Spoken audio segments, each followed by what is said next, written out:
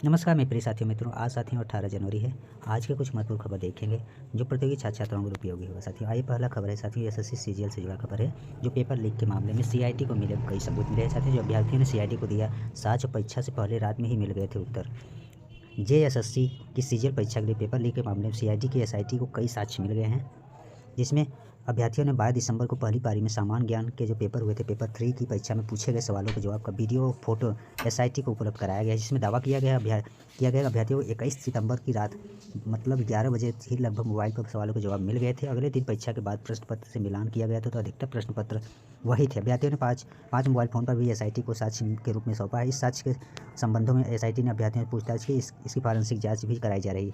अभ्यर्थियों का दावा है कि दावा सही है या गलत है, इसमें थाने में दर्ज किया एफआईआर के एसआईटी जांच करे, जिसमें हजारीबाग निवासी राजेंद्र प्रसाद की शिकायत पर रातू थाने में एफआईआर दर्ज की गई है। जिसमें गौरतलब है कि इसमें बताया गया है साथियों कि एसआईटी ने विज्ञापन से जारी कर लोगों के पेपर लीक के सबूत भी मांगे थे।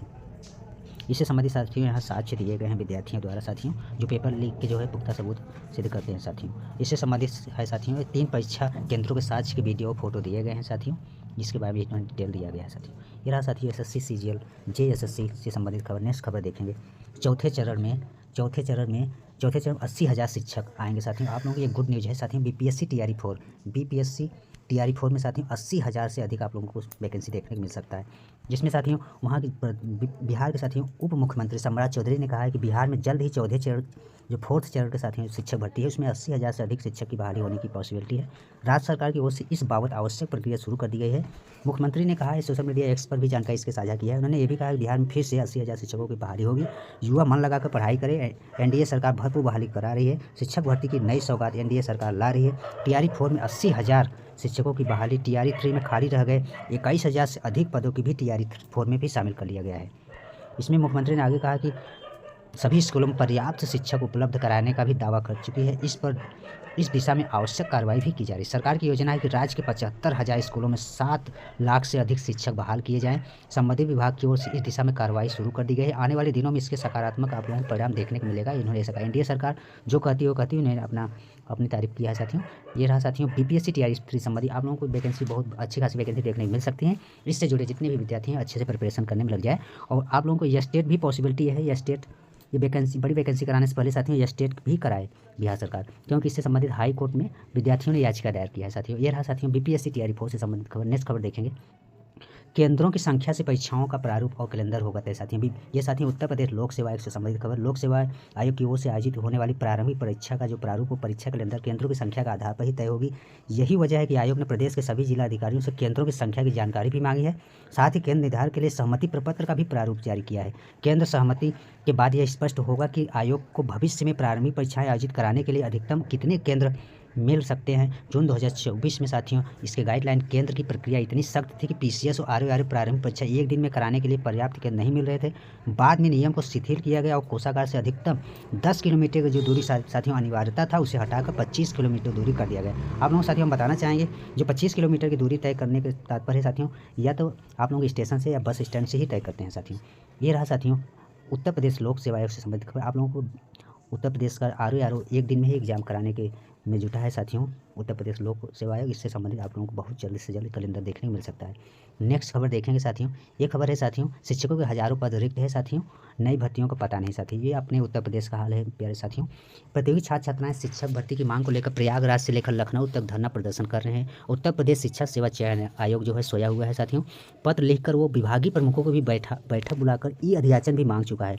आयोग इसमें तत्पर फिलहाल साथियों देखने को मिल रहा है, लेकिन अब तक उसे अधियाचन नहीं मिला है। रिक्त पदों की जो स्थिति यह है कि एडेड माध्यमिक विद्यालयों में शिक्षकों की 3 वर्ष से, प्रधानाध्यापकों की 10 वर्ष से ज़्यादा समय से, बेसिक शिक्षा में करीब 6 वर्ष से भर्तियां नहीं होने से पद रिक्त है। कोई ई अधियाचन नहीं मिलने से शिक्षा सेवा चयन आयोग भर्ती कैलेंडर जारी नहीं कर पा रहा है। एडेड माध्यमिक विद्यालयों में प्रधानाचार्य पद पर भर्ती वर्ष 2013 में आई थी, जो अब तक पूरी नहीं हो सकी है। 10 वर्ष से ज़्यादा समय से भर्ती नहीं आने से प्रधानाध्यापकों को करीब 3,000 पद वर्तमान में रिक्त है। इस तरह प्रशिक्षित स्नातक शिक्षक भर्ती यानी टीजीटी एवं पीजीटी यानी प्रवक्ता संवर्ग की भर्ती उत्तर प्रदेश माध्यमिक शिक्षा सेवा चयन आयोग के जो बोर्ड हैं 2021 में कराई थी। वह 2022 में भी साथियों जिसमें विज्ञप्ति आप लोग मिली थी टीजीटी पीजीटी के, जिसमें आवेदन किए गए, लेकिन उसकी परीक्षा अभी तक साथियों नहीं कराया गया। इसमें से 30,000 से ज़्यादा पद रिक्त हैं, लेकिन विभाग की ओर से शिक्षा सेवा चयन आयोग को ई अधियाचन नहीं मिलने से नई भर्ती ठप पड़ी है। अटल आवासीय विद्यालयों में भी 200 से अधिक पद सृजन तो हुआ है, लेकिन अर्हता नियमावली को लेकर अभी भर्ती अटकी है। बेसिक शिक्षा में करीब साथियों 6 वर्ष से अधिक समय साथियों हो गया जिसमें वैकेंसी देखने नहीं, जबकि प्रति वर्ष शिक्षक सेवानिवृत्ति होते हैं साथियों, आप लोग पता है। लेकिन बेसिक भर्ती के प्रश्न पर विधानसभा में बेसिक शिक्षा मंत्री जो जवाब दे चुके हैं कि निर्धारित मानक के अनुसार शिक्षक छात्र अनुपात विद्यालय में बराबर है। ऐसे में बेसिक शिक्षकों की भर्ती की स्थिति अधर में लटका हुआ है साथियों। इनका पता नहीं कैसे साथियों लोग गणना करते हैं, शिक्षा अनुपात ही बराबर है बेसिक शिक्षक में साथियों। इसमें शिक्षक और छात्र का अनुपात इन लोगों के लिए बराबर है साथियों। इसी वजह साथियों और डिले हुआ है। रिक्त पदों पर जो अधियाचन भेजने के लिए 4 जनवरी को शिक्षा सेवा चयन आयोग की अध्यक्षता की थी प्रोफेसर कीर्ति पांडे ने बेसिक माध्यमिक उच्च शिक्षा निदेशकों के साथ अटल आवासीय और व्यवसायिक शिक्षा के प्रमुखों की बैठक बुलाई थी। बैठक में ये अधियाचन के माध्यम से जो है जल्द से जल्द जो भेजने के लेकर वार्ता हुई थी, लेकिन किसी ने अर्हता को लेकर जो अर्हता यानी योग्यता को लेकर किसी ने पोर्टल में दिक्कतें बताई थी। इसके अतिरिक्त परीक्षा नियंत्रक जो है देवेंद्र प्रताप सिंह भी अधियाचन भेजने के लिए पत्र भी लिख चुके हैं। ये रहा साथियों उत्तर प्रदेश से अधियाचन से संबंधित खबर साथियों। ये सारी अटकलें अगर कंप्लीट होती है साथियों तो आप लोगों को वैकेंसियाँ देखने को बहुत जल्दी मिलेगी। उत्तर प्रदेश में शिक्षक से संबंधित वैकेंसी आप लोग बहुत जल्दी मिलेगी। नेक्स्ट खबर देखेंगे साथियों। ये साथियों है पाक की नागरिकता छिपाकर टीचर बनी महिला जो है जिसे बर्खास्त कर दिया गया है।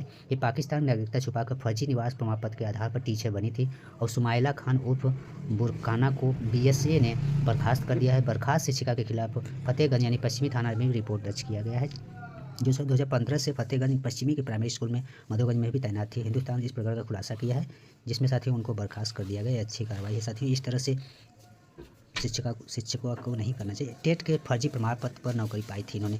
टेट परीक्षा 2011 जो प्राथमिक स्तर के फर्जी प्रमाण पत्र के आधार पर नौकरी पाने वाले मथुरा के निवासी कमल सिंह को बीएसए ने बर्खास्त कर दिया है। प्राथमिक स्कूल के में जो है सहायक अध्यापक रह कमल सिंह पर थाना सहाय में तहरीर दी गई थी। मथुरा के सिरनी के गाँव के रहने वाले कमल सिंह पर भी पुत्र इतने को जो है 14 अगस्त 2024 को बुला के अध्यापक पद पर नियुक्ति प्रदान की गई थी, जिससे साथियों बर्खास्त किया गया है। ये रहा साथियों आज के कुछ महत्वपूर्ण खबर। धन्यवाद।